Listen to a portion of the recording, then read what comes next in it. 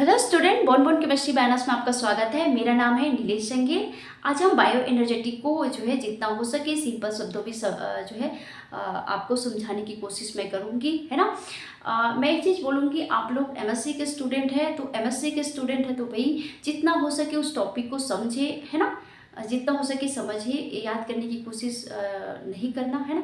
याद भी करना पड़ता है, मॉलिक्यूल्स को आपको याद तो करना ही पड़ेगा, लेकिन जितना हो सके उस चीज़ को समझो, है ना। फिर वो चीज़ें जो है लाइफ टाइम याद रहता है, ठीक है। तो चलिए स्टार्ट करते हैं। बायो एनर्जेटिक, तो बायो एनर्जेटिक क्या है भाई? तो बायो एनर्जेटिक जो है क्या है, पार्ट है, बायोकेमिस्ट्री का पार्ट है, ठीक है।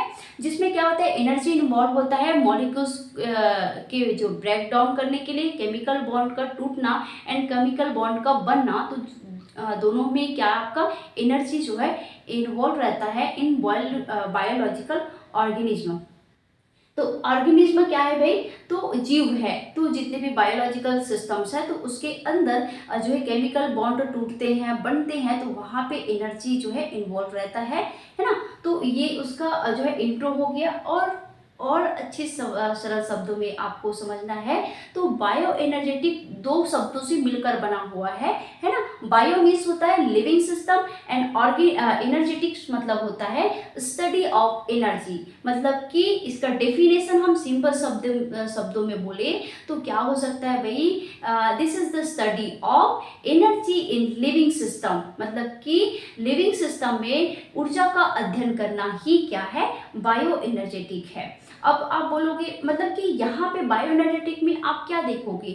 आप मेनली देखोगे कि एनर्जी किस प्रकार से फॉर्म हो रहा है, मतलब कि किस प्रकार से बन रहा है, एनर्जी किस प्रकार से ट्रांसफॉर्म हो रहा है, मतलब कि एक रूप से दूसरे रूप में कन्वर्ट हो रहा है। क्योंकि ऊर्जा तो आपका कभी भी नष्ट नहीं होता ना, एक रूप से वो दूसरे रूप में क्या होता है, कन्वर्ट होता है। क्लियर? और उसका हम किस प्रकार से हमारे जो लिविंग ऑर्गेनिज्म में किस प्रकार से उसको यूटिलाइज करते हैं, प्रयोग में लाते हैं, तो उस जो सारी चीज़ों का स्टडी करना ही क्या है आपका? बायो एनर्जेटिक है ना। तो एनर्जी क्या है भाई?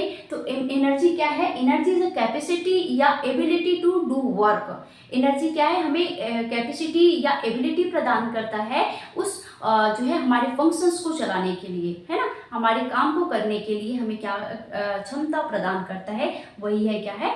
एनर्जी, ठीक है। तो बायो एनर्जेटिक क्या है भाई? तो bio energetic is the science of energy. ये क्या है? एनर्जी का विज्ञान है ना। तो यहाँ पे किस प्रकार से एनर्जी फॉर्म हो रहा है, किस प्रकार से एनर्जी ट्रांसफॉर्म हो रहा है और किस प्रकार से इसका हम यूटिलाइज करते हैं। तो ओवरऑल देखें तो मेन आपका क्या है भाई?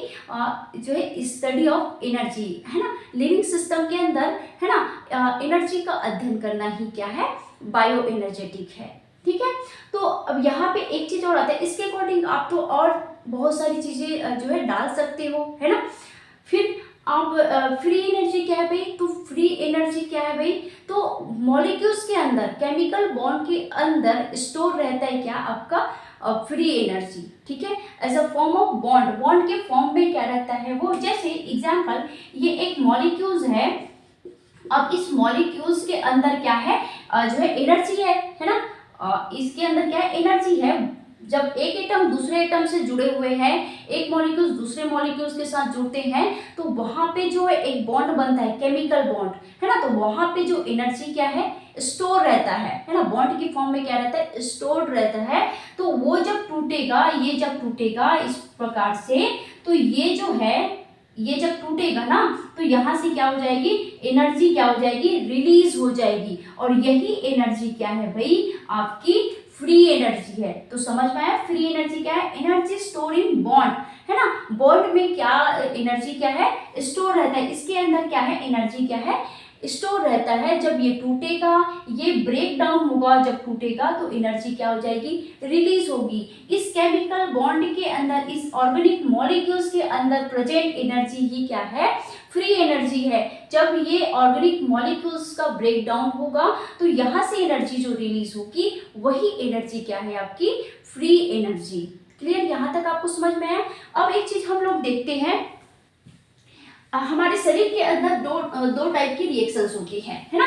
दो टाइप्स की रिएक्शंस होती है। फर्स्ट होती है आपका जो है मतलब कि दो टाइप की रिएक्शंस है और दोनों को एक साथ हम क्या बोलते हैं, मेटाबॉलिज्म, है ना। मतलब कि हमारे शरीर के अंदर ऑर्गेनिक मॉलिक्यूल्स का टूटना एंड ऑर्गेनिक मॉलिक्यूल्स का बनना, ठीक है। तो दोनों रिएक्शंस एक साथ चलती है, तो इसको एक साथ क्या बोलते हैं, मेटाबॉलिज्म, है ना। तो आपको जैसे कि एग्जांपल से समझो, जैसे कि ए बी कोई आपका क्या है, ऑर्गेनिक मॉलिक्यूल्स है, ये क्या है, ऑर्गेनिक मॉलिक्यूल्स है, ठीक है।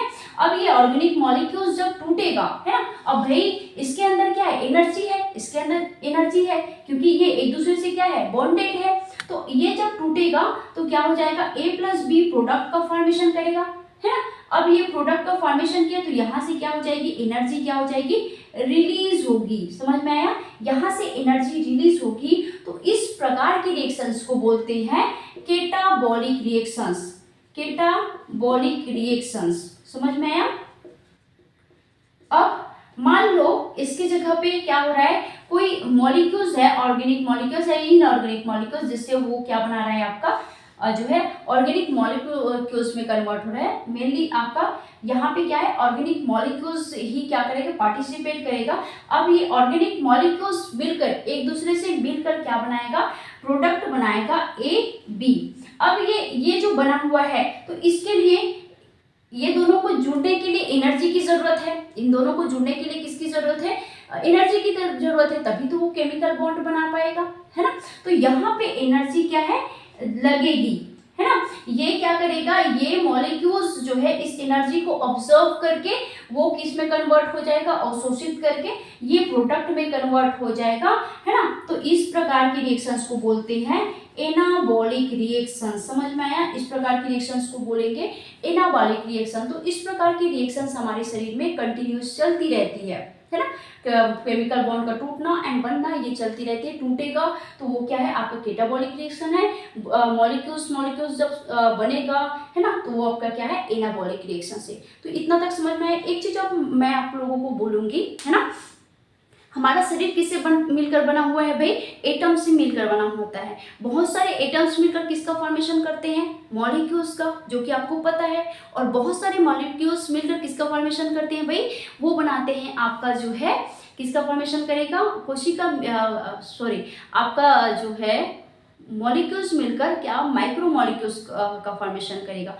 बहुत सारे group of molecules, micro molecules मिलकर किसका फॉर्मेशन करेगा, सेल का, है ना, कोशिका का फॉर्मेशन करेगा। और बहुत सारी कोशिका मिलकर किसका फॉर्मेशन करेगा भाई, टिश्यू का फॉर्मेशन करेगा।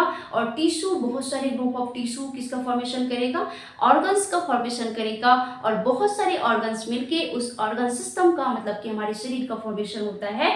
तो इस प्रकार से हमारे शरीर का जो है क्या है, फॉर्मेशन हुआ है, ठीक है। तो चलिए कुछ और एग्जांपल देखते हैं ताकि आप लोगों को इजीली और जो है अच्छे से समझ में आ जाए, ठीक है। तो हमें पता है कि हमारे शरीर के अंदर दो प्रकार की रिएक्शंस होती है, जिसको एक साथ हम मेटाबॉलिज्म बोलते हैं, है ना। तो एनाबॉलिक रिएक्शंस में क्या होती है, जहाँ पे केमिकल बॉन्ड क्या होते हैं, बनते हैं। और केटाबॉलिक रिएक्शंस क्या होती है, जिसमें केमिकल बॉन्ड का क्या होता है, टूटता है। मतलब कि ऑर्गेनिक मॉलिक्यूल्स क्या होंगे, टूटेंगे। और जब ऑर्गेनिक मॉलिक्यूल्स टूटते हैं ना, तो वहां से एनर्जी क्या हो जाएगी, रिलीज होती है। और वही एनर्जी हमारी जो भी एक्टिविटी है उसको करने में हेल्प करती है। और बहुत सारे हमारी शरीर के अंदर और ऑर्गेनिक रिएक्शंस चलते हैं, जिसके सिंथेसिस के लिए हमें एनर्जी की रिक्वायरमेंट होती है। तो वहाँ पे जब जरूरत होती है तो वो एनर्जी, जो ऑर्गेनिक मॉलिक्यूल्स टूट कर उसको एनर्जी प्रोवाइड करता है, ठीक है। यहाँ तक आपको समझ में आया। तो एटीपी जो है ऐसा केमिकल एनर्जी के रूप में मॉलिक्यूल्स के अंदर स्टोर रहता है, ठीक है। एटीपी कहाँ रहता है भाई, तो एटीपी केमिकल एनर्जी के रूप में मॉलिक्यूल्स के अंदर क्या रहता है, स्टोर रहता है। अब एटीपी का प्रयोग क्या क्या है भाई, तो प्रोटीन्स के सिंथेसिस के लिए, फैटी एसिड्स के सिंथेसिस के लिए, कार्बोहाइड्रेट के संश्लेषण के लिए, है ना, ट्रांसपोर्ट सिस्टम के लिए, है ना, इंफॉर्मेशन ट्रांसपोर्ट करने के लिए, मोशंस को करने के लिए, जो भी एक्टिविटी है उसको करने के लिए, है ना, और बॉडी टेम्परेचर्स को मेंटेन करने के लिए हमें एनर्जी की रिक्वायरमेंट होती है ना। बिना एनर्जी के हम जीवन की कल्पना ही नहीं कर सकते, ठीक है। हमारे शरीर को चलाने के लिए, हमारे ऑर्गन्स को चलाने की एनर्जी बहुत मतलब कि जरूरी है, ठीक है। जैसे एग्जाम्पल से समझो, जैसे कोई व्यक्ति, जैसे कि वीकनेस फील करेंगे, जैसे कि वीक फील कर रहा है, तो उस कंडीशन में हम उसको क्या सजेस्ट करते हैं, हम उसको सजेस्ट करते हैं कि आप जो है क्या कर लो, ग्लूकोज का बॉटल चढ़ा लो, या आप जो है इलेक्ट्रॉल वगैरह जो है पानी में घोल के आप जो है उसको पी लो। क्यों उस सजेस्ट करते हैं भाई, क्यों सजेस्ट करते हैं, क्योंकि वो ग्लूकोज टूट के उसको क्या प्रोवाइड करता है, उसको ग्लूकोज को जो है वो आपका कार्बोहाइड्रेट और वाटर में कन्वर्ट करता है, और वहाँ से उस ऑर्गेनिक मॉलिक्यूल से ब्रेक डाउन होगा तो वहाँ से एनर्जी रिलीज होती है, और वही एनर्जी हमारे फंक्शंस को चलाने के लिए क्या करता है, हेल्प करता है। क्योंकि जब हम उसको लेते हैं तो आफ्टर सम टाइम हमें क्या थोड़ा सा बेटर फील होता है। क्यों फील होगा, उसी की वजह से, क्योंकि वहाँ से एनर्जी रिलीज होती जाती है, और एनर्जी रिलीज होगी तो हमारे फंक्शंस के लिए हमें एनर्जी मिल जाएगी। ठीक है, समझ में आए ये चीज़ें। ठीक, फिर हम जो है कुछ एग्जांपल लेते हैं फोटोसिंथेसिस का। ठीक है, मतलब कि सौर जो सोलर एनर्जी को जो केमिकल एनर्जी में कौन कन्वर्ट करता है भाई, तो कौन कन्वर्ट करेगा, प्लांट कन्वर्ट करता है, जिसको बोलते हैं फोटोसिंथेसिस। सिंथेसिस, ठीक है।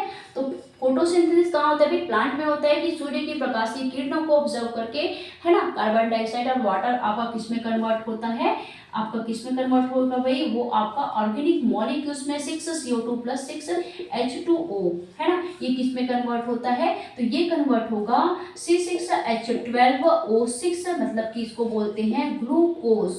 ठीक है, और आपका क्या है 6O2, है ना, आपका ऑक्सीजन। तो ये आपका क्या है, आपका इनऑर्गेनिक मॉलिक्यूल्स है। ठीक है, ये आपका इनऑर्गेनिक मॉलिक्यूल्स है। तो इनऑर्गेनिक मॉलिक्यूल्स किसका फॉर्मेशन करेगा भाई, ऑर्गेनिक मॉलिक्यूल्स का फॉर्मेशन करता है। किसके हेल्प से, आपका किसके हेल्प से भाई, इस सूर्य की रेडिएशंस को ऑब्जर्व करके, है ना, ऑब्जर्व करेगा, तो ये कार्बन डाइऑक्साइड एंड वाटर मिलकर, है ना, किसका फॉर्मेशन करेगा, ग्लूकोज का फॉर्मेशन करता है। मतलब कि इनऑर्गेनिक कंपाउंड से ऑर्गेनिक कंपाउंड का फॉर्मेशन करता है। और ये कहाँ पे होता है भाई, तो ये कहाँ पे होता है, प्लास्ट के अंदर होता है। तो क्लोरोप्लास्ट के अंदर ये जो प्लांट है वो कार्बन डाइऑक्साइड एंड वाटर को, मतलब कि सोलर एनर्जी को कन्वर्ट करता है केमिकल एनर्जी में। यहाँ तक समझ में आया। अब उसी प्रकार है आपका रेस्पिरेशन सिस्टम। ठीक है, respiration system in human body, respiration system in human body, तो ह्यूमन बॉडी के अंदर रेस्पिरेशन सिस्टम में क्या होता है, जो ग्लूकोज, जो पेड़ पौधे अपने लिए भोजन बनाते हैं, है ना, जो ग्लूकोज बनाते हैं, वो ग्लूकोज को हम ऐसा फूड के रूप में क्या करते हैं, उसको लेते हैं C6H12O6 को, और ये किस में कन्वर्ट होता है भाई, CO2 + आपका 6H2O में कन्वर्ट होता है, और यहाँ से क्या होती है, एनर्जी रिलीज होती है ना। अब ये क्या है भाई, ये ग्लूकोज है, ग्लूकोज इसकी एनर्जी क्या है, हाई है, इसकी क्या है, एनर्जी क्या है, हाई एनर्जी। ठीक है, अब इसकी एनर्जी हाई है, तो ये क्या करेगा भाई, जिसकी एनर्जी हाई है वो क्या करेगा, अपने आप को स्टेबल करने की कोशिश करेगा। तो स्टेबल करने की कोशिश करेगा मतलब कि वो क्या होगा, अपने बॉन्ड को तोड़ेगा, और यहाँ से एनर्जी क्या हो जाएगी, रिलीज होगी। जब हम, जैसे कि एग्जाम्पल के लिए हम पेड़ पौधे का एग्जाम्पल ले रहे हैं ना, पेड़ पौधे का ही एग्जाम्पल लेंगे, क्योंकि वही जो है ऑर्गेनिक मॉलिक्यूल्स का फॉर्मेशन कर रहा है ना। और उसी को हम जब लेते हैं जब फूड के रूप में, जैसे सपोज हम फल फ्रूट खाते हैं, तो उसमें क्या रहता है भाई, ग्लूकोज रहता है। तो वही ग्लूकोज आपका किस में कन्वर्ट होता है, कार्बन डाइऑक्साइड और आपका हाइड्रोजन में कन्वर्ट होता है, और वहाँ से एनर्जी रिलीज होती है। जब हमारे शरीर के अंदर जाता है तो वो अपघटन होता है, और वहाँ से एनर्जी रिलीज होगी। वही एनर्जी हमारे फंक्शंस को चलाने के लिए, है ना, अदर शरीर के अंदर और बहुत सारी रिएक्शंस को कराने के लिए हेल्प करता है। ठीक है, तो समझ में आया आपको, यहाँ पे क्या हो रही है, यहाँ पे एनर्जी क्या हो रही है, रिलीज हो रही है। तो एक प्रकार के ये क्या है आपका, ये एक प्रकार का केटाबॉलिक रिएक्शंस है ना। ह्यूमन बॉडी के अंदर जो ग्लूकोज का लाइसिस होता है वो एक प्रकार का क्या है आपका केटाबॉलिक रिएक्शंस है ना। तो तो कैटाबॉलिक रिएक्शंस को हम एक्सर्गोनिक रिएक्शंस भी बोलते हैं, क्योंकि एक्सर्गोनिक रिएक्शंस में क्या होता है, एनर्जी बाहर निकलता है, ठीक है। और इंटरगोनिक रिएक्शंस, तो ये आपका फोटोसिंथेसिस एग्जांपल है इंटरगोनिक रिएक्शंस का, जहां पे क्या होता है, केमिकल बॉन्ड जो है मॉलिक्यूल्स एक दूसरे से क्या होते हैं, जुड़ते हैं और एक ऑर्गेनिक मॉलिक्यूल्स का फॉर्मेशंस करते हैं। तो ये एक प्रकार का क्या है भाई, तो ये एक प्रकार का इंटरगोनिक रिएक्शंस है। एनर्जी इंटर करेगी इस मॉलिक्यूल्स के अंदर और वो मॉलिक्यूल्स इस मॉलिक्यूल्स के अंदर, और दोनों मॉलिक्यूल्स मिलकर क्या बनाएगा, ऑर्गेनिक मॉलिक्यूल्स का फॉर्मेशंस करेगा, ठीक है। समझ में आया होगा। ओवरऑल ये जो है बायो एनर्जेटिक में हम क्या देखते हैं कि एनर्जी किस प्रकार से फॉर्म होता है, किस प्रकार से एक रूप से दूसरे रूप में कन्वर्ट होता है, क्योंकि भाई यहाँ पे जो इस फोटो एनर्जी को वो किस में कन्वर्ट किया, केमिकल एनर्जी को में। अब ये केमिकल एनर्जी वापस से क्या, केमिकल एनर्जी जो है वो वापस से टूटा और फिर से इनऑर्गेनिक जो क्या बनाया, कंपाउंड का फॉर्मेशन किया। अब ये जो कार्बन डाइऑक्साइड है पुनः वापस से इस प्लांट के पास जाएगा, फिर प्लांट वाटर इंक्लूड करके इस रेडिएशंस को ऑब्जर्व करके फिर से ये ग्लूकोज का फॉर्मेशन करेगा, फिर से ये मतलब कि एनर्जी क्या हो रहा है, एक रूप से दूसरे रूप में क्या हो रही है, परिवर्तित हो रही है, कन्वर्ट हो रहा है एक रूप से दूसरे रूप में, है ना। ना ही नष्ट हो रहा है और ना ही उत्पन्न हो रहा है, क्योंकि एक रूप से दूसरे रूप में कन्वर्ट हो रहा है, ठीक है। तो बिना एनर्जी के हमारे लाइफ की हम कल्पना नहीं कर सकते हैं। और सभी चीज़ों के लिए रिस्पॉन्सिबल कौन है भाई, आपकी सूर्य की रेडिएशंस, क्योंकि सूर्य की रेडिएशंस नहीं होती तो ये साइकिल्स क्या चलता, है ना। पेड़ पौधे क्या अपने लिए भोजन बनाते, और जब पेड़ पौधे अपने लिए भोजन नहीं बनाते तो हम क्या अपने लिए जो है भोजन का फॉर्मेशन कर सकते थे, क्या नहीं कर सकते। तो एवरीथिंग डिपेंड ऑन किसके ऊपर डिपेंड करता है, इस सूर्य के रेडिएशंस के ऊपर, ठीक है। सूर्य की रेडिएशंस अगर अर्थ में नहीं पहुंचती या सूर्य की रेडिएशंस अगर नहीं होती है तो जो है वहाँ पे कोई भी जीवन पॉसिबल नहीं है। आई थिंक आप लोगों को ये जो है टॉपिक समझ में आया होगा। अगर इस तरह के आप टॉपिक या इस तरह के वीडियो आप देखना पसंद करते हैं तो प्लीज़ अगर चैनल में नए हो तो चैनल को ज़रूर से ज़रूर लाइक एंड सब्सक्राइब ज़रूर से कीजिएगा, ठीक है। Thank you.